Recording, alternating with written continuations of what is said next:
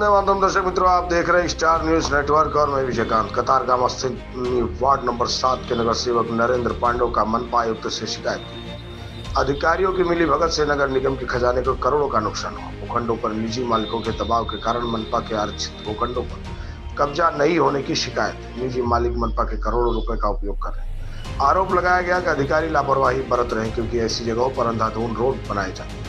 कौन से अधिकारी ऐसे परिसरों में किराया वसूल रहे हैं? भ्रष्ट अधिकारियों की कार्रवाई करने का, उन पर रोक लगाना और उन पर लगाम लगाने की कवायद जारी किया जाए।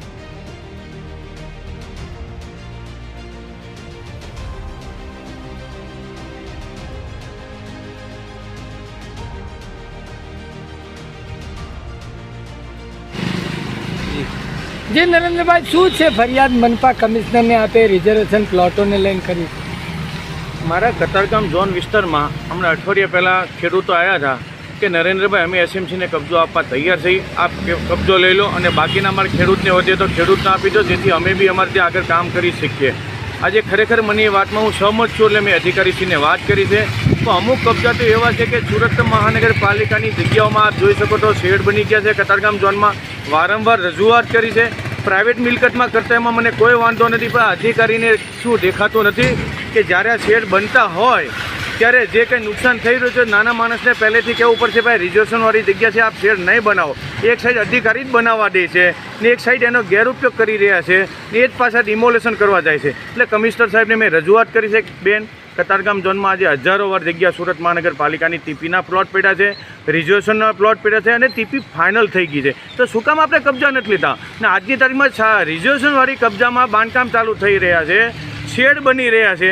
તો હજી જો આપણે પગલાં નહીં લેશું ને તો આવતા ભવિષ્યમાં મંદિરો બની નાખશે, કોઈ રેસિડન્ટ થઈ જાય, કોઈ શેડ બની જશે ને પછી જ્યારે ડિમોલેશન કરવા જશું ને ત્યારે એમ કહેશે કે જો આ ખોટી તમને હેરાન કરવા છે।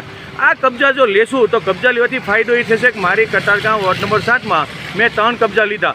3 જેવા કબજા લીધા, મેં ક્રિકેટ ગ્રાઉન્ડ મેં કરી નાખ્યું, એક અત્યારે હાલમાં હેલ્થ સેન્ટરનું કામ ચાલુ છે, હાલમાં ત્રીજું એક સુમન સ્કૂલ આવી છે। તો આ રીતે કબજા અમે લેશું તો આજે સુરત શહેરના વિકાસના કામ અમે કરી શકશું। એના માટે મને આગળ મેં પ્રગતિ કરી છે। નરેન્દ્રભાઈ, આપે અગાઉ જે પાર્ટી પ્લોટમાં ટેક્સ ચોરીનું એક મોટું કમ્પાઉન્ડ ઝડપ્યું હતું, સમગ્ર મામલે ફરિયાદ કરી હતી, તપાસ થઈ હતી અને જે પાર્ટી પ્લોટની ટેક્સ ચોરી કરતા એ લોકોને નોટિસો અને પૈસા ભરવાની નોબત આવી।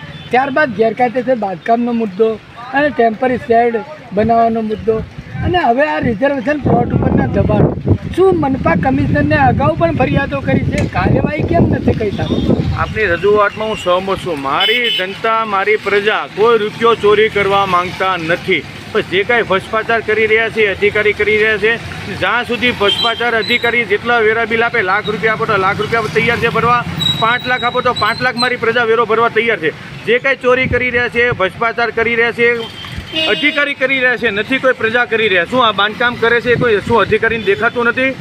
એટલે અધિકારી જ ભ્રષ્ટાચાર કરે, બાકી અધિકારી જો ધારે તો આ બાંધકામ થઈ શકે નહીં। જેના અધિકારીના આશીર્વાદથી આ બાંધકામ થાય છે એટલે છેલ્લે ભોગ મારી પ્રજા બની રહી છે, તેની મારી આ કમિશનરને સ્પષ્ટ રજૂઆત છે। ખાસ કરીને આપે અધિકારીઓ સામે કાર્યવાહી કરવાનું કહ્યું છે, પણ હજી સુધી કોઈ આવા અધિકારીઓ પર પગલાં નથી ભરવામાં। આગામી સમયમાં શું એક્શન લેશો આવા? આપની રજૂઆત છે કે હમણાં અઠવાડિયા પહેલાં મને 60 ગેરકાયદેસર બાંધકામની રજૂઆત હતી, એટલે મેં કમિશનર સાહેબને કીધું કે જો કતારગામ ઝોનમાં જો 60 ગેરકાયદેસર બાંધકામ થતા હોય તો પછી આપણે પ્લાન પાસ કરવાની કોઈ જરૂરિયાત છે જ નહીં। બધાને અનલીગલી કરવા દો કાં પછી બંધવા દો કાં બધા માટે ન્યાય સરખો રાખો બેન, જેથી વિકાસ થાય। આપણે સુરતને સારું કરવું છે, સુરતની પ્રગતિ થાય એવું કરવું છે અને સુરતમાં ગાર્ડન છે, સ્કૂલો છે, એ બધું બનાવવા માટેની આપણી જોશે। તો જ્યાં સુધી જગ્યાઓ આપણી પાસે નહીં હોય ત્યાં સુધી બનાવી નાખીએ ને જગ્યાઓ ખરેખર હજારો વાર પડી છે, શું કામ કબજો નથી લેતા એસએમસી અધિકારી?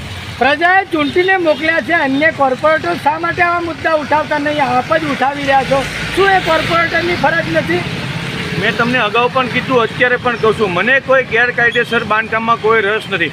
જે અરજદાર મને રજૂઆત કરે છે, જે અરજદાર રજૂઆત કરે એટલે મારે કમિશનર સાહેબને રજૂઆત કરવાની ફરજ પડે છે। હું મારી ફરજ નિભાવું છું અને મારથી થતું કામ કરી રહ્યો છું અત્યારે।